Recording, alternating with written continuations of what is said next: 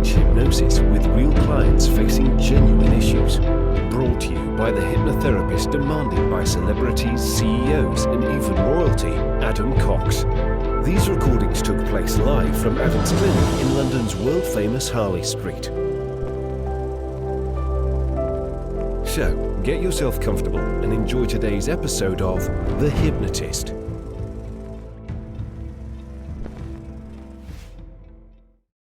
Hi, it's Adam here, and welcome to The Hypnotist. And today's guest hypnotist is Amber Abila. And Amber, welcome to the show. Thanks for having me on today, Adam. I'm so excited to chat. Yeah, Amber, you have a successful podcast of your own. Tell us a bit about your podcast and how you found yourself in that particular niche. Yes, so I am a binge eating coach, and I help people rewire their brain around food so they can feel normal and control around anything they want. And I started my podcast, Become a Confident Eater, because I always love to listen to podcasts in my journey. It's so helpful to have someone in your ear giving you those tips throughout the week to really just give you these new perspectives. So my podcast episodes are usually pretty short, sweet, to the point of a topic of that day. Something around binge eating in general, or struggling with thinking about food all the day, food noise, your body image, all of the stuff around that. And I just find it so helpful to have those little tidbits each Thursday. Yeah, perfect. So tell us a bit about your background, because I've worked with a lot of hypnotherapists, and the niche they end up working in at some level links into their own experience. Was that the case with you? Absolutely. So I struggled with food myself for a lot of years. It started back in 2015. I started with calorie counting. I thought I want to lose 10, 20 pounds, might as well do some calorie counting because that's what the internet suggested to me. And I was on a pretty low calorie amount. I was eating 1,200 calories a day, and I stuck with it for a while, but over time, I couldn't keep fighting these urges and the strong hunger that I had to eat more food. So the first time I ever binged, I remember it so clearly, it was on 7 cookies. It was around Christmas time, and I promised myself I was just gonna have one, and then I ate it, and I was overfilled with this overwhelming urge for more of them. And so I had another, and I had another, and I had another, until I had 7 cookies. And I was so terrified. I promised myself it was never going to happen again. This was a one-time thing, but then it slowly started happening more and more, where it was every week, and then every day, and then multiple times a day, to the point where I knew that something had to change, that it wasn't getting better on my own. So that's when I sought out therapy, which is usually the first place people go to if they are struggling with more of these extreme eating habits. They're wanting to take this mindset or psychological approach to it. But for me personally, I found therapy did not help me a ton with the binge eating. It did help me understand the role of restriction and how I was under eating. And because of that, my brain was sending out these strong signals to eat, which are very hard to fight. Because if you think about it, if you were to go all day without water and you're trying to fight your way through not having water, it's going to be a lot harder than when you're hydrated to tell yourself not to have water. So it's the same thing with food. So it helped me to eat more calories. I was like, okay, I won't restrict anymore, but I was still binge eating, and I was really confused because I couldn't connect it. There wasn't a huge trauma that happened at that time or in my past that I could figure out, oh, this is why I started binge eating. And I came across this blog post that described binge eating as just a habit, that all of our eating habits are just that, they're just habits. And that really gave me a big insight and aha of, oh, there's not something wrong with me or something broken in my brain. It's just over time, I have started binge eating every single day for the past year. And so now when I try to not binge, my brain freaks out because it thinks, oh, we're getting rid of something that's important, a survival habit. And it creates a lot of resistance to it. So when I started to view it as a habit, it really simplified my recovery journey. It didn't make it this big thing where I felt like in therapy, I kind of had to have all my ducks in a row in every single area of life in order to overcome this big problem. So it shrunk the problem down for me, which made it easier to tackle. And it also made it very approachable, where I started to recognize that just because I had thoughts around food didn't mean they were true. That my brain could just be going on a loop, and I could see that, oh, my brain is telling me right now I need a lot of food, but that's not actually the reality. The reality is I've eaten 3 meals today and a snack, and I'm not hungry, but my brain just is assuming that I need to eat because that's the habit I've conditioned it in to have. And I think there is a strange paradox where sometimes the opposite to the intention tends to happen. sometimes links to the idea of scarcity. And I've worked with a lot of people that have gone on some kind of diet, some kind of regime, and their internal dialogue is very kind of restrictive and scarce. It's like, I'm not allowed this, I can't have this, I mustn't do this. And then at some level, there is that polarity response in all of us that wants to do the thing we're not meant to do. And it becomes almost like the forbidden fruit. It's that one thing we're not meant to do seems to feel more appealing than ever before. And sometimes I do like 2, 3, 4 day fasts. And I find it really, really important whenever I'm fasting to remind myself that of course I can eat. I'm surrounded by food. I can eat whatever I want. I'm just choosing not to. So I don't get into that scarcity mentality.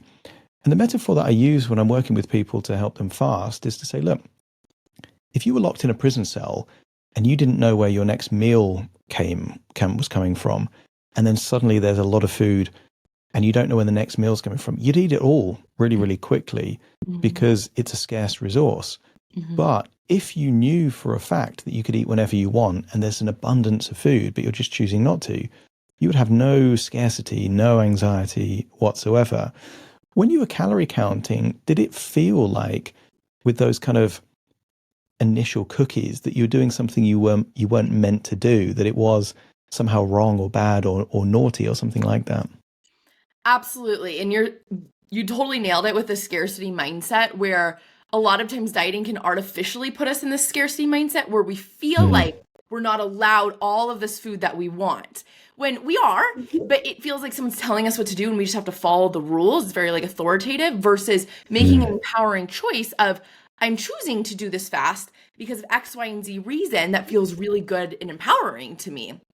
So yes, I think that can be one of the biggest problems with calorie counting too, is ultimately calorie counting is just a tool. It's not a good or bad thing. It's something that can be useful at times.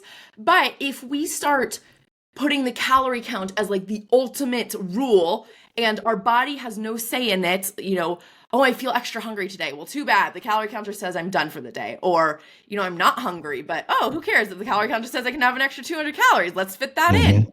We're totally disregarding our body then, and that's where it can get problematic. And so a lot of times it can feel like, oh, I have this limit still, even if it's a high limit, even if it's like, let's say 2,500 calories is your maintenance and that feels like a lot. Sometimes your brains can still perceive that, but this is still a limit for me, even if it will fill you and not make you hungry and you'll feel satisfied. So it's important, like you said, to recognize that one, like if you're doing this, you want to make sure that you want to do this, that this feels like a choice, not something that you're being told you have to do, because that's when we want to rebel against it. But also reminding yourself that food is coming again later, that we live in a world where there are grocery stores on every single corner and gas stations that have food in it and, fast food restaurants. Like, not that we're going to go eat at those all the time, but to show our brain that food is there. And then, look at the average person's cabinet and freezer and second freezer here in the US, maybe third freezer somewhere. It is just an absolute whole bunch of abundance of food in our life, but we don't quite recognize it because our mindset is telling us that that food is off limits and we can't have it. So that's where that we start to feel restricted around it. Yeah, it's the value judgment of not being allowed it. It's not permitted, and then suddenly it becomes more desirable. And there's a lovely phrase that I always think about when I'm working with people that they want to lose weight, but sometimes they might get too rigid with that. And the phrase is, too much control is out of control. And I think there's an element that sometimes people become a slave to, whether it's calorie counting or these kind of fad diets, to the extent that it feels very kind of restrictive and kind of rigid, and that almost everyone wants to break out of rigidity and kind of have that kind of freedom. And I've worked with bodybuilders, and their goal is to get, for male bodybuilders, quite often under 5% body fat. And I'm always fascinated because logically it doesn't make sense for them to have cheat meals. It doesn't make sense for them to have cheat days, but they do, because they know that if they deprive themselves of anything like that, then actually they're going to break, and then they're going to have some kind of a binge and they're going to mess up their thing. So even though they are very, very focused and disciplined on having lots of lean protein and having that calorie deficit, they'll always give themselves a bit of flexibility within that, because otherwise too much control is out of control. Right. What was the escape route for you when obviously seeing it as a habit was one of those things? Was there anything else that you wish you could kind of go back in time and tell yourself earlier to give you a different framework as to how you thought about food? Yeah, so a few different things. Kind of how my journey progressed from there is I had this big insight, and that did really help with this understanding of these urges and these cravings around food. But it took a while to actually heal my relationship with food as a whole and to be what I call a normal, natural eater. These people who can just eat when they're hungry, stop when they're full, move on, have a piece of cake at a birthday party and just forget about it, or leave a couple bites behind and throw it away. And a lot of that came for like my own research on, how these intuitive eaters eat and what that process looks like for them. But I also worked with a weight loss coach for over a year, and I later started working with her as a coach under her. So I did her program, and then she hired me as a coach and trained me. And that's really why I got into the whole coaching industry, which is so huge for me. And I take this approach of more on the cognitive behavioral therapy side of things, where we're looking at how our thoughts aren't true, seeing how our brain is making a mistake in that moment and getting the separation from it, which I found was so powerful. But how I started getting in more of the hypnosis world was I had this one client who she had her sister pass away a couple months before we started working together. And we were doing all this like logical thought work together, and she was making a lot of progress around food, but it just felt like we kept getting stuck somewhere. And there was like these deeper emotional components and these deeper things happening in her brain. And she was in therapy too at the time, but I felt like I couldn't quite get to the depth that we needed to in order for her to feel like I can let go of these habits. She was kind of almost punishing herself with food because she felt a lot of guilt around her sister's death. And that's where I went to think, okay, how else can I take these tools deeper? And I'm so grateful that I got to work from her, because she really forced me to go explore out other methods. And that's when I came across hypnosis and visualization and more somatic work of getting into our body. And that really transformed my coaching practice, where I really feel like I found the solution of both sides, where it is really fun to look at the logical side of things and how we can change our mindset around food, which, hypnosis does too, but sometimes going to these deeper layers of working with our unconscious mind, which is how 95% of our habits and thoughts are going on in the background and how we're living our world. If we're not addressing that, we're missing out on a major piece of the puzzle. And I find, especially in the eating space and the intuitive eating world, where I'm coming from, I haven't seen so many people do hypnosis. There's a lot of weight loss hypnosis, but I haven't found people like focusing so much on, binge eating and healing your relationship with food itself. So I was really happy to be able to integrate that in my practice and start to see greater results with people and how their habits stuck longer. And I think, you're right, because it overlaps way more than people would think, because at some level, there's always a positive intention behind this kind of behavior. And it might be pleasure, or it might be freedom, or it might be just kind of breaking the chains of something that feels really confining and kind of rigid. But, binging isn't the best tool to kind of meet that particular underlying needs. But it can feel, I've worked with a few clients with eating disorders, and for some it's a form of escapism. Like while they're in a binge, nothing else matters. It's almost like an escape from everything. But there is also this kind of law of familiarity that if you've done something enough, even if it's not necessarily the most healthy thing to do, there is something really familiar and comforting in the familiarity. And I remember working with a former ballerina who, there was a time that, there was consequences if you weren't a certain weight or a certain kind of shape. She was an adult at the point I'm working with her. And she had this really tenacious inner dialogue, but it was always stated in the third person. It would kind of like almost like whisper in her ear. It'd be like, you've got time, no one else is around, like now's the perfect time. And it was almost like this insidious kind of voice, but it was disassociated, which meant it wasn't in control. It was just trying to influence. And I found a really great metaphor for her comes actually from the vampire genre of movies, that for a vampire to enter a house, it has to be given permission. If it's not invited in, it can't get in, it can't cause any damage. And it was this whole idea that that inner dialogue that was trying to kind of influence was seeking permission to do it. But if it was never given permission, it would kind of not be able to kind of go any further. And that was quite empowering, because there was this feeling of inevitability that if that voice started, the only way they could make that voice go away was to kind of have the binge. Doing what you do and coaching with clients, have you found any kind of surprising things that the average person just wouldn't expect goes in the mind of someone that binges or has an eating disorder or is sometimes obsessive with food?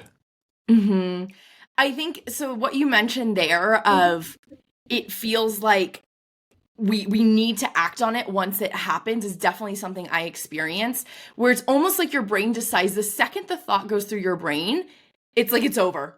And that's something that will happen is like the second your brain suggests the idea of a binge, it's like, I'm just going to do it. It's just going to happen because it's familiar, because you're so used to the second that thought comes in, it does happen. So a big thing I work on showing people is that when you're having this thought, it truly is just a thought. Like it can live in your brain. One of my favorite kind of like practical exercises for this is just sitting on your hands and trying to think like, no matter what thoughts you have in this moment, no matter what your brain suggests you want to do, you're not going to do anything with your hands unless you were to like lift up your hands and say, go do something. And I think that's a really good example to show people. One, because you have the added side effect of like, if you're at a meal or something and you don't want to eat, you can sit on your hands to kind of be like, to create that physical barrier, but also is like your physical reminder of my thoughts are just thoughts unless I choose to say, okay, that my higher brain, my logical brain is the one that's in charge and that has all the power. So even if my brain says, oh, time to binge, and we're like, yep, it's time to binge, it's not going to happen until we say, yes, it is time. So we can use that as our like tactical reminder of I'm in charge. I get to decide here. But also knowing that those thoughts can't hurt you. It's also important to see that like when we're feeling this discomfort, it is uncomfortable the first time we get through an urge to binge. And I say that, there's two ways to get rid of an urge to binge. One is to eat. It does go away. When you eat, you stop feeling that desire. And that's what can be nice about it is you get rid of that discomfort in that moment of that wanting to eat. But the problem with that is that guarantees that the urge will definitely come back again. For sure, because you have now just told your brain, this is something I want to do by giving it the reward that it was asking for. It's like a child throwing a tantrum where it's like, I want the thing. And you're like, okay, here you go. Here's the thing. They're going to throw another tantrum the next time they want something. And that's what your brain is doing and what you're rewarding it for. So then the second option when we get an urge to binge is we can sit with it. Now, sitting with it does create some temporary discomfort because we are literally trying to change our brain pathway in that moment. And so it is going to give like a little bit of a pushback of, hey, are you sure you want to do this? Don't you want to eat instead? But if we can get through that temporary discomfort, which if we are doing it right, only has to last like 60 to 90 seconds, of like truly feeling into our body what that's like, then when we get through it, it helps to not get that reward of the binge, which means our brain is going to decondition that brain pathway and make it less likely that we're going to binge tomorrow. So we're making it so much easier for our tomorrow self and the day after that and the day after that. But then what's really important too is that we give our brain the new reward. And the new reward is celebration. Because celebration in our brain is like neural superglue. It will ingrain in the habits that we want it to have. So if this is a big mistake that I see people making, which is they get through like an urge to eat and they're like, oh, thank God I made it through. And they just like go about their day. They don't do anything to positively reinforce it. They're just like wanting to move on and past it, which I understand because it's like, sometimes it is a little uncomfortable. We don't want to sit with it anymore. But really taking that moment to say, I did it. I'm so proud of you. That was so much fun because now I get to feel really good in my body the rest of the day. Now I don't have all this extra food weighing me down. Now I have started to change my brain and I'm literally rewiring my brain pathway in this moment. And when we get really excited about that, our brain starts to pay attention and says, oh, what's going on? Something exciting is happening. And it says, yes, because I didn't eat that food that I didn't want to eat. And so it makes it more likely that you'll repeat that good habit moving forward then. Yeah, it is. I use a metaphor sometimes that these cravings or these compulsions are like cockroaches. Like if you feed them, they might go away, but they're going to come back even more insistent. Don't stop feeding the cockroaches. It was reminding me actually of my very first binge-related client. This is almost like 10 years ago. But she had this thing where she wouldn't realize that she was doing a binge until after the binge. Like it really was that high level of disassociation. And she had a really sad story because when she was in school, she would be like really bullied mercilessly. It's like horribly. And her trigger was if she was really anxious or sad, then it would be ice cream first. And if there's no ice cream, it'd be chocolate. And she would eat it until there's none left.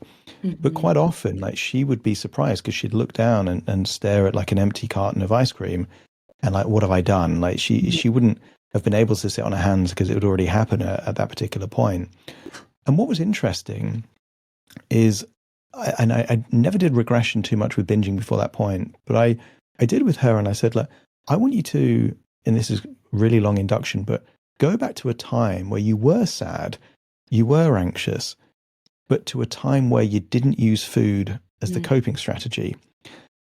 And she couldn't find anything. And then eventually she did. And there was this one time she was being bullied at school. She comes back, parents tried to help. There was no chocolate ice cream around. And then in that moment, she could recall going into her room, and she really liked, musicals. And there's that song Defying Gravity from Wicked. So she listened to that and then imagined herself on a stage singing that song. And up until that point, she had no frame of reference that anything other than food would work. But in that, she had evidence that something else also gave her that feeling of feeling empowered and escaping her reality and those kind of things. Yeah. And once she had that, that became the thin end of the wedge. And she found that actually mindfully walking around nature would also help make that anxiety and that sadness go away. And once she had that, binging was still on the list. It was like 6th or 7th on the list rather than at number 1.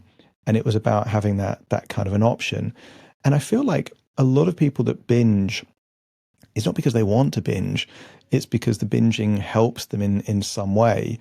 And it's become so automatic that it almost feels like there's another part of them taking over in control. And they're left to tidy up the mess, which, I mean, this client didn't purge afterwards, but sometimes they do. It's kind of like you've had the binge, and it's like, well, how do I offset the consequence of this binge? When you're working with clients, do you have like a standard approach all the time, or does it really change depending on the client and the circumstances that you're working with? It's a lot of the techniques work similarly for a lot of people because it's a lot of the same stuff over and over. I'm sure the same for you.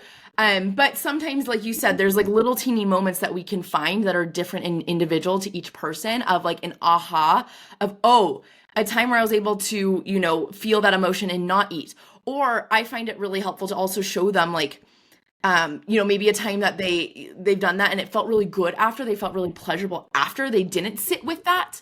Or they did sit with the emotion and they didn't eat, because that shows their brain like, I'm not getting deprived of anything if I don't eat the food. Because that's one of the biggest beliefs that I think I often see people getting stuck in, is that, binge eating is fun, it's pleasurable, it's enjoyable. And this is oftentimes reinforced by some of the addiction talks in like just normal people world, where I feel like a lot of times it's phrased as like, addiction is this like thing that you need in your life to cope.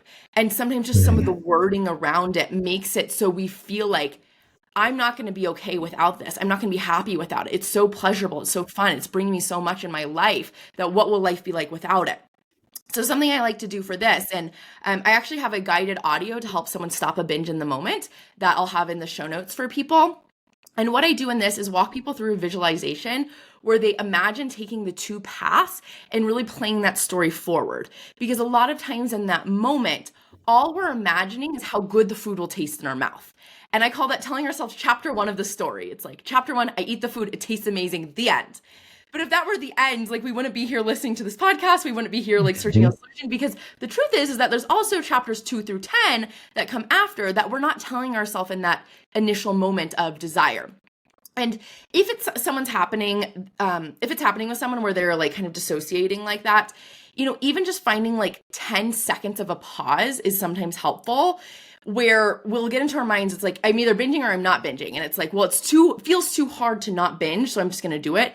But waiting for 5 seconds before you eat is more than just going into it. And that's like creating space. And then maybe next time you can wait 30 seconds, then maybe a minute, and then maybe you use my audio, or you do a recorded hypnosis session or something to like start to increase that space more. But anyway, so in this visualization, I have people really like play the story forward of, let's imagine we do eat. Okay, it tastes good for those 20 seconds it's in the mouth.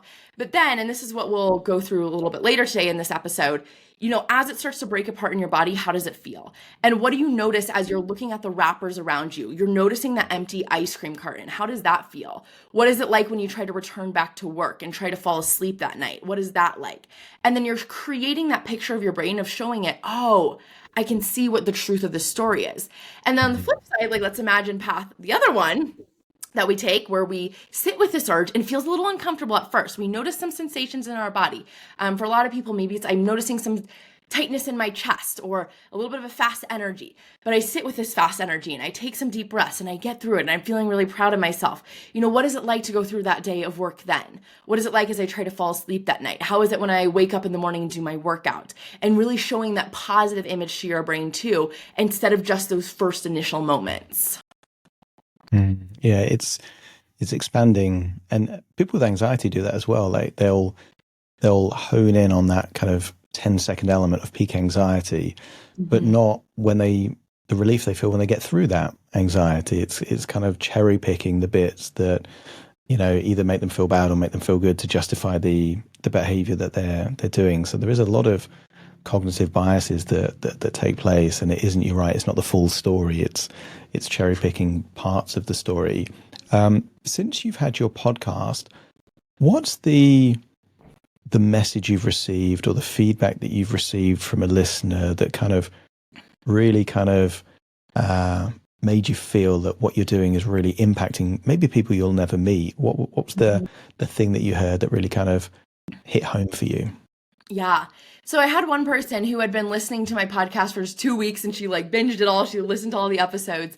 And she said she started implementing mindful eating through some of the things that I talked about. And when she did that, she lost 2.5 pounds. And she had been like stuck at the same weight, gaining weight for so many years that she was so surprised that just something as simple as sitting down with food could help her eat less and be more present with it. And so I am a really big advocate of mindful eating, because it helps bring our attention to what's actually going on in our body. Whenever we're using a screen, which is what I really count as the distractions, whether that's we're sitting at the desk still working, we're watching TV, we're using our phone, there's like lights, there's sounds, there's colors, there might be some emotions coming up because we're watching something in the movie, or, it's all of these things going on in our brain. And then we're also trying to do this very body-based experience of eating. And it just doesn't really happen then. We're just so much in our head in the experience of what's happening on our screens, it's hard to pay attention to our body. So by being able to go into our body, we're able to notice more of these things of our hunger and fullness, of our thoughts, our emotions that might be coming up during that, and have more control over them. But a big obstacle that often comes up for people is we are not used to sitting even for like 1 minute without something entertaining us in today's modern world. It is always like you're waiting in line, you pull out your phone, you check your email. Like I'm at a stoplight. If you look around at a stoplight nowadays, notice how many people like check their phone. It is really amazing. I was doing this the other day and I was like, wow, like no one is paying attention. Everyone's having to honk nowadays to get people to go ahead because we have such a hard time sitting with nothing. And so a lot of times when people are sitting with food, it can be a new experience for them of it feels uncomfortable at first, but they might grow to really like it, as I have, because it's the only time in my day really where I feel like I have an excuse to like fully turn off everything and just be present with what's going on in my body. So I've grown to really love it and find it a really beautiful part of my day. And I think of it as like my brain cleaning time of like where I get to sweep out all of the junk that I've been consuming all day or anything that I don't need, freshen it up for the whatever's coming, and like using that time to really just let my brain rest while I go into my body and eat. One of the, and I think it's a really important thing. One, the irony of, she was binging on your podcast rather than binging on food, I think is hilarious. But the element of mindful eating, because there is this kind of weird thing sometimes that people are paying the price of the calories, but not even enjoying it. It's like buying a theatre ticket, for an amazing show and then just watching your phone all the way through that show. It's like you're not really getting the pleasure. And there is that possibility that by being mindfully eating, they can actually eat less and get more pleasure from their food because they're actually using all of their senses to experience the food that they're eating. And I think that's a really, powerful distinction. In terms of the way in which you feel the future's going with, let's say, eating, like there is more processed food coming up all the time.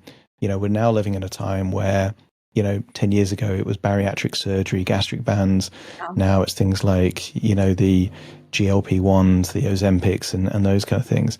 Do you think that element of how people think about food is being taken less seriously because they're like, oh, I can just have surgery, I can just take Ozempic or something like that? Do you think we're less engaged in the food and it is seen as, okay, I'll eat whatever I want because I can just have a quick fix later? Mm-hmm. Yeah, that's a really interesting question. And I think, as many mental health professionals are out there, very few actually know how to help people with eating problems. And, my story of not getting help through therapy is not the only one. A lot of my clients come to me from therapy, I'm guessing yours as well, where we have a lot of outdated methods and outdated beliefs around how to solve these eating issues. And a really fun fact is that binge eating was not actually even recognized as an eating disorder until 2013.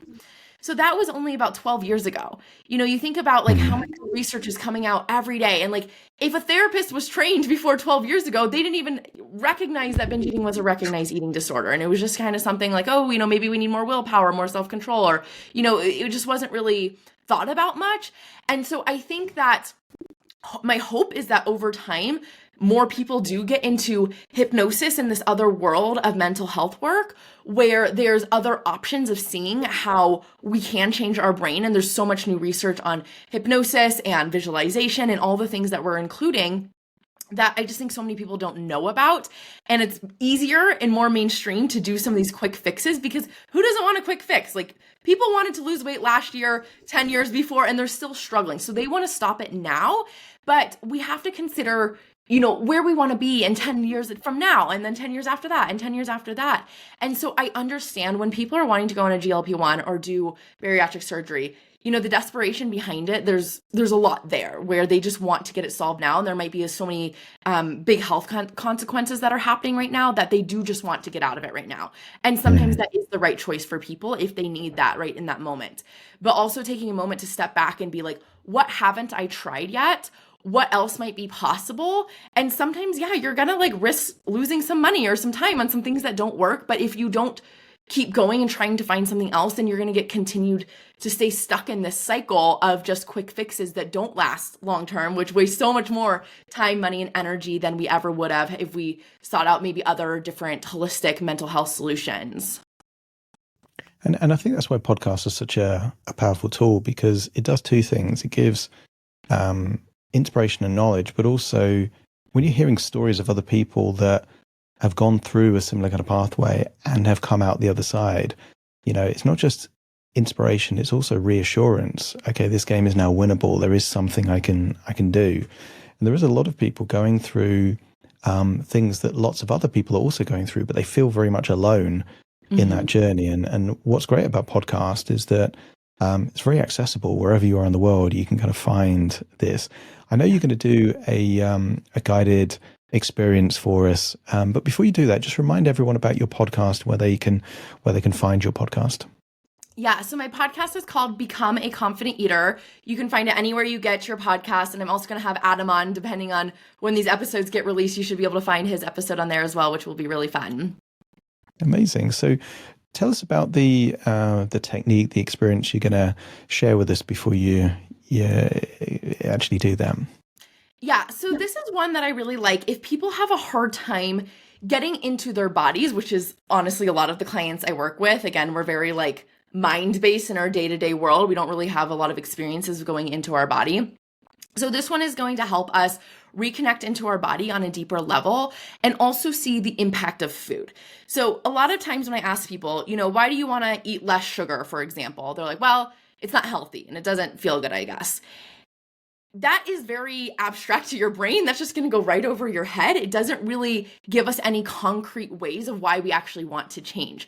So by going into our body and really seeing, we're going to look at how the food breaks apart a little bit more and just seeing what insights we can find from that can help, again, reinforce this idea of binge eating is not pleasurable and it causes me pain, and eating foods that nourish me and fill me up and are actually healthy for me, those are the foods that make me feel my best and are actually pleasurable in a very different way.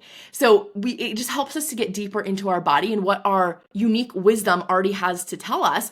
We have so many signals. Like, our body wants to let us know and guide us what's good for us. It's doing that every single day, telling us we're too hot, we're too cold, we need water, we don't need water. So it has all this wisdom inside of us, but a lot of times we just are so zoned out of it, or we've been flooded with so many different diet rules that we are just paying attention to everything else except our body. Amazing. So you're listening to this at home, make yourself relaxed. Amber's about to take you through this experience. I'm going to put myself on mute so you get a nice clean signal there, Amber, and I'll be going along with this. So if you see my eyes closed, you'll I'm following along. Perfect. All right, so we're going to start closing our eyes, taking a big deep breath in through your nose and out slowly, twice as long. In through your nose, sending your breath down your spine like it was an elevator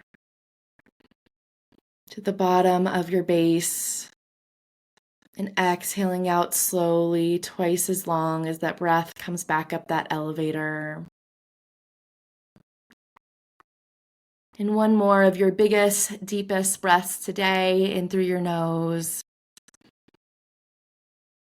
All the way down through the spine, through your body, and out slowly, letting it go twice as long.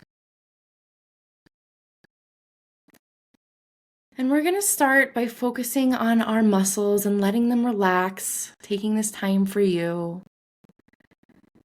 Starting at the base, at the top of your head, relaxing your eyebrows, your eyes, letting it all soften. Allowing your jaw to relax, your tongue to drop away. Moving down to your shoulders, your neck. Letting your shoulders rise and fall down deeper. Releasing any tension so that your shoulders and your neck can just relax. Feeling your arms heavy at your sides as they relax down alongside your body. Unclenching any fingers, letting them be loose. Dropping into your chest, letting your chest expand and relax as you find a nice, deep, slow, natural breath for you.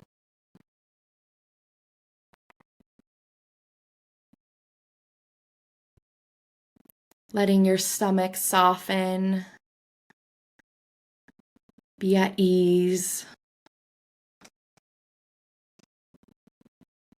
Dropping into your hips, allowing your hips to relax and soften as you feel supported in your chair, your bed.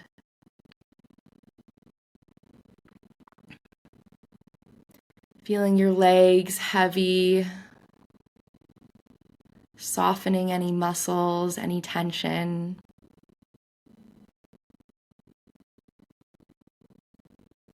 And down to your feet. As you feel your feet on the floor, where your ankles relaxed.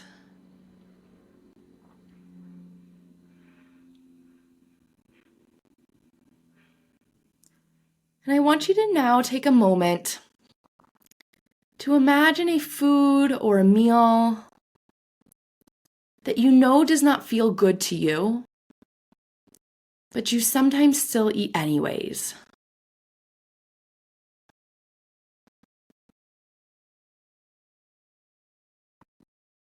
And as you imagine this food in front of you, we're going to start by taking your first bite. And as you put this food in your mouth, I want you to notice for a second if there's anything about this food that you don't enjoy. whether it's a part of the taste, a certain texture about it, a certain flavor that you might have not noticed before that might not be enjoyable.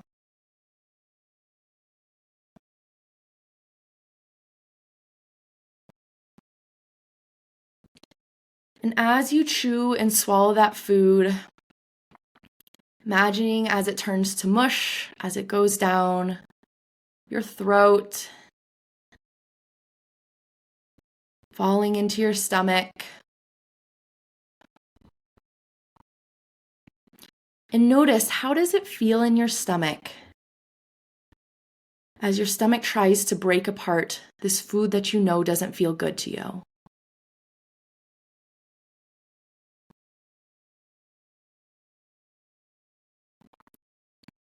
As your stomach adds in acids and moves around to try to break it apart, what's that experience like for your stomach?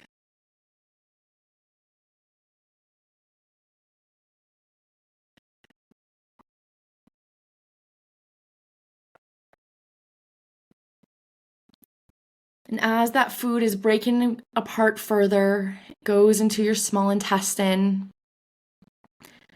where it can be made into smaller particles that can go through your bloodstream. Notice as these small particles get broken apart and go through your bloodstream, how it feels in your body for that to happen.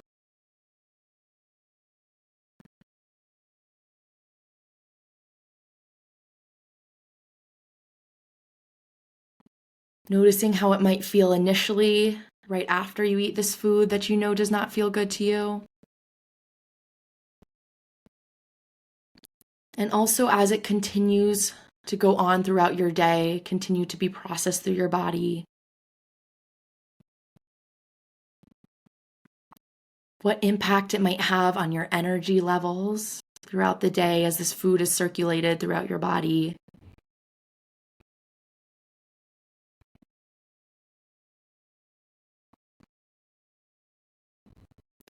What is your focus like as you go through your day, trying to work or get the things done you want to get done? How that food impacts your focus levels.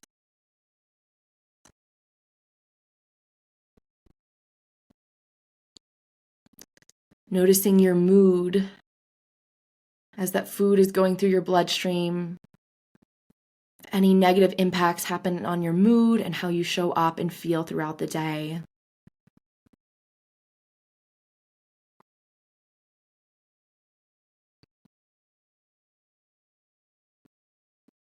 And as you go to sleep at night, noticing how that food impacts your ability to fall asleep.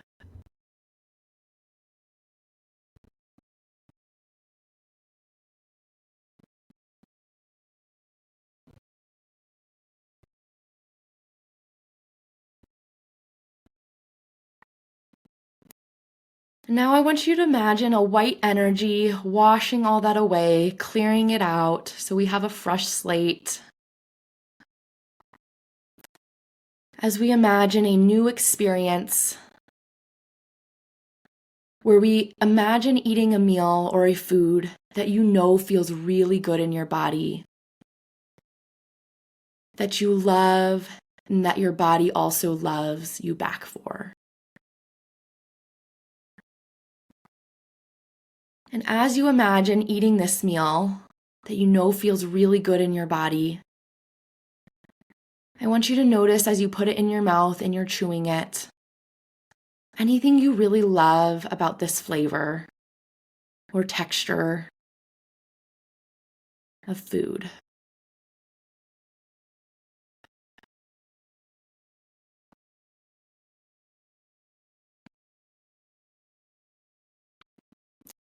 And as it goes down your throat, into your stomach, notice how it feels to be your stomach trying to break apart these foods.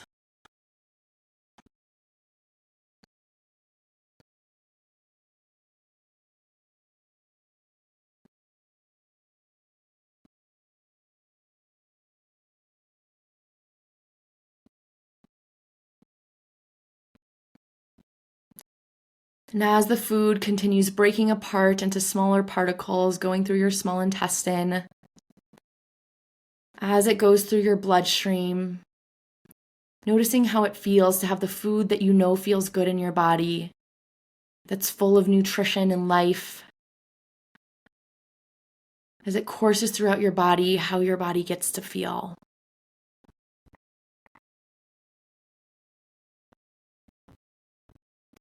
Observing any positive impacts on your energy levels throughout the day.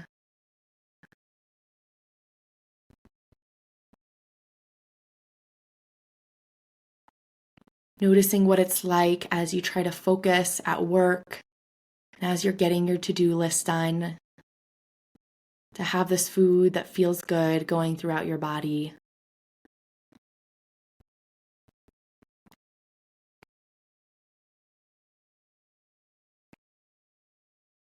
Seeing how your mood feels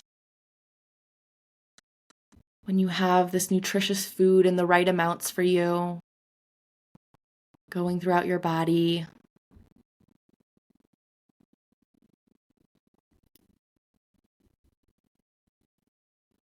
And as you fall asleep at night, seeing how your experience might be different when you have food that you know nourishes your body as you try to fall asleep.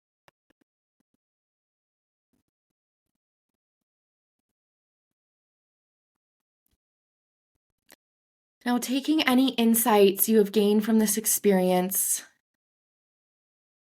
imagining filing them away in a place that feels useful and accessible in your brain. Knowing that as you go throughout your day to day and your week, at any time you can access this wisdom from your body on what would feel really good for you and the positive impacts you want to create in your life.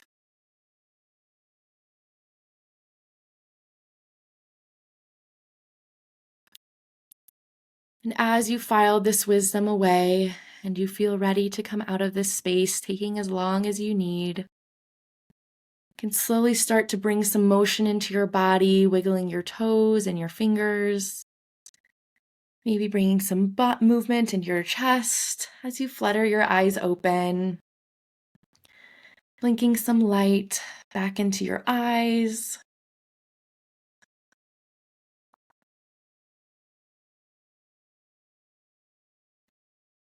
Allowing any motion that wants to come up happen. Beautiful. That took me to a deep place. That was nice. I like that.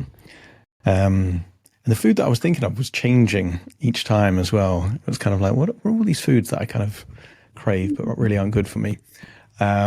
But it's sometimes you're so on autopilot that you just think, oh, I like this food, but it might be years and you don't even really like it. You're just doing it. Thanks for that. Amber, you're going to have a download for people to get in the show notes. Tell us about what they can expect from that. Yeah. So one thing I'll say that you mentioned about, the reason I include seeing what you don't like about that food, that has been a really powerful experience for me where I've noticed that like a Hershey's bar tastes like plastic. That gummy candies taste really artificial, and I can almost like feel the stomach ache happening if I eat a gummy bear. And so sometimes we don't even pay attention to notice these things because we're just such on autopilot. And if you'll notice, a lot of these processed foods don't actually taste as good as our imagined brain experience is saying it does. Yeah. And it's a really beautiful thing that I've had a lot of clients come back to me and say, oh my gosh, I don't like Oreos. It's crazy. I thought I was obsessed with Oreos, but actually they taste really dry and stale. And I'd much rather have, a really high quality piece of chocolate, or I'd rather have a fresh, ripe peach that is really juicy and really nourishing and also tastes really delicious. So something that's fun to pay attention to is just seeing, that first initial taste too, if there's anything that you don't like about it. So as far as where they can find me and the free download I have, my audio called, it's a free audio to stop a binge in its tracks. It's a 7-minute audio. As I told you, it's helping you visualize the both the positive effects of sitting with the urge, and then the negative effects of when we eat. So kind of a variation of this exercise as well. And if you want to find more about me, you can visit me at my website, theconfidenteater.org. And that's where you can find my podcast as well, the audio, and my Instagram and Facebook account. Amazing. Amber, thank you so much for joining me on the show today. And everyone listening, Amber has been your guest hypnotist. And definitely check out her podcast. There's going to be a link in the show notes. Listen, subscribe if you want to have any tips, advice, and experiences on becoming a more confident eater. Thank you again, Amber. Thank you, Adam. Thank you so much for joining me on today's episode of The Hypnotist. And if you've enjoyed today's episode, I would encourage you, if you haven't already, to hit the subscribe button or follow button to make sure that you're automatically notified of any future episodes that I release. Also, by doing that, it lets the algorithm know that you like this show, and that will put it in front of even more people that might not know that this show exists. So that would be helpful for me. And if you like the stuff that I do, take a moment just to have a look in the show notes or the description, because there's lots of free things that I have to offer, including free hypnosis downloads without the intro or the outro like I'm doing now. So thank you again for joining me on today's episode, and I'll see you again soon for the next one.